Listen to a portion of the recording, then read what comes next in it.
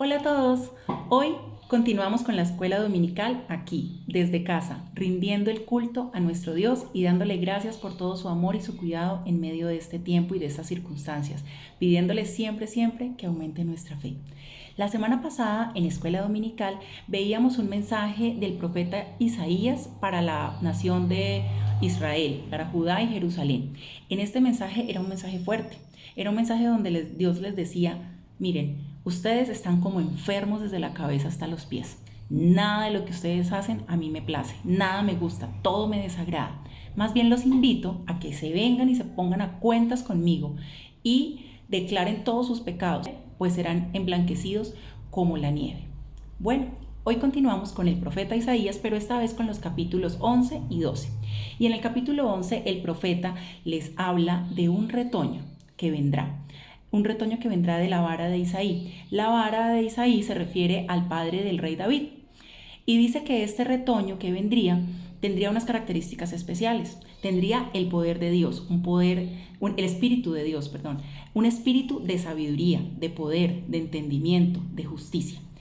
Dice que ese retoño también tendría un reinado que no iba a tener fin y que en su reinado actuaría con total justicia y juicio, dándole a todos conforme a lo que requerían, rescatando siempre al pobre y al desvalido. También dice que este retoño en su reinado no iba a juzgar por lo que escuchara oír de otros o por lo que él viera, sino realmente con justicia. Bueno, ese retoño también dice que se convertiría como en una gran bandera, en un pendón que no solo mirarían los de Israel, sino que miraría el mundo entero y que traería a todo el mundo salvación y reposo. Luego en el capítulo 12, el profeta nos habla de un cántico de alabanza, un canto de agradecimiento. Pues imagínense ustedes que él era el profeta, recibía la palabra de Dios, una palabra tan dura donde les decía pues que los iba a destruir y que iban a recibir el castigo debido a todas sus malas actuaciones, y ahora ser el mismo el que venía trayéndoles el mensaje de esperanza y de salvación por ese retoño que iba a venir. Pues el profeta entra en una felicidad absoluta y en el capítulo 12 lo que comparte es un canto de alabanza, donde le dice a la gente de Israel: vengan, cantemos, alabemos a Dios. Él nos dio salvación, Dios nos salvó, Dios nos envió una salvación. Cantemos todos por sus maravillas y declaremos esto a los otros pueblos. Eso es lo que está sucediendo en esos capítulos 11 y 12, hace muchísimos años atrás. Pero el cumplimiento de esa palabra está en Jesús. Jesús es ese retoño. Él es ese retoño que se levantó de la casa de David. Jesús es ese retoño, el que vino y con total justicia pagó ante Dios y nos reconcilió por nuestros pecados. Entregó su vida en la cruz, derramó hasta la última gota de su sangre para hacer un sacrificio justo. Y no solamente salvó a Israel. Fíjense que esa salvación se extendió a nosotros. Hoy nosotros aquí en Bogotá, Colombia, y muchas personas alrededor de todo el mundo somos beneficiarios de ese retoño de Isaí, ese retoño de David. En él hemos recibido la salvación de nuestra alma.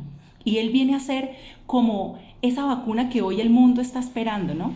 Hoy en medio de todo este tema del virus y demás, la gente tiene una esperanza, que salga la vacuna, que salga pronto, que si sale en el 2021 y empiezan a llegar mensajes: ya está la vacuna, que en China ya encontraron, en tal país tal cosa. Y realmente tenemos nuestra esperanza puesta en eso cuando mañana perfectamente puede salir una nueva enfermedad. Jesús, en cambio, murió y nos dio la salvación y la vacuna, si queremos verlo así, para la enfermedad más grande del hombre, la muerte espiritual. Todos, dice la palabra, estábamos muertos en nuestros delitos y pecados.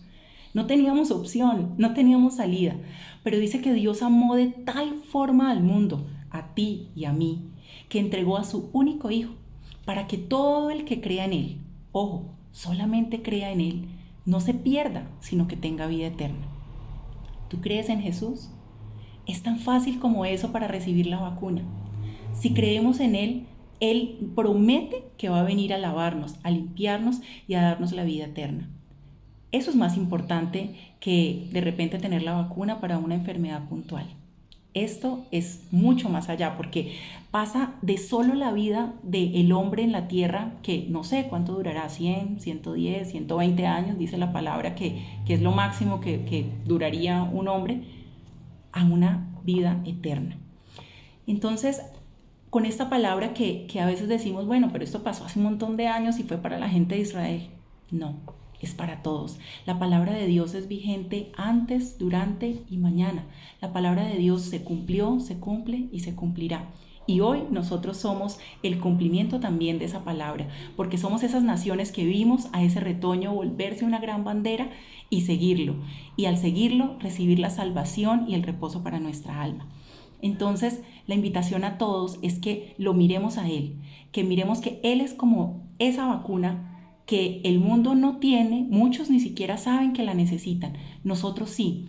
Y seamos como el pueblo, como la invitación que le hacía el profeta al pueblo de Israel, que les decía, vayan y cuenten sus maravillas y díganle a todos que Dios, ese Dios nuestro, nos envía una salvación, nos envía un Salvador. Ese Salvador nosotros ahora sabemos quién es Jesús. Entonces, chicos, la invitación es no nos desviemos de su palabra, estemos a cuentas con Él. Él conoce nuestro corazón, Él conoce nuestras debilidades, a cada uno de nosotros. Ninguno de nosotros es perfecto, ninguno podía lograr la salvación de manera independiente. Solo lo podemos hacer a través de Él. Entonces creamos a su palabra y recibamos la salvación, porque Dios salva.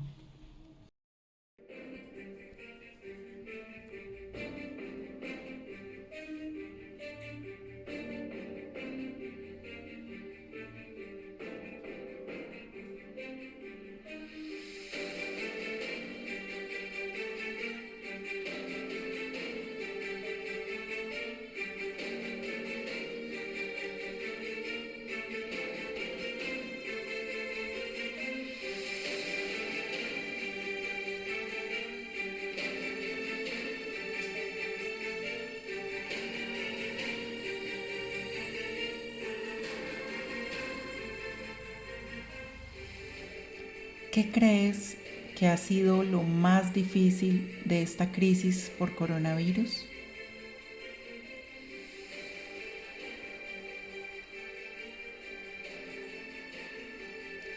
¿Crees que es importante encontrar rápidamente una vacuna?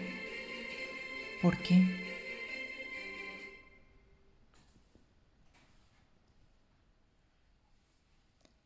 Si ya existiera esa vacuna, ¿te la pondrías sin pensarlo? ¿Por qué?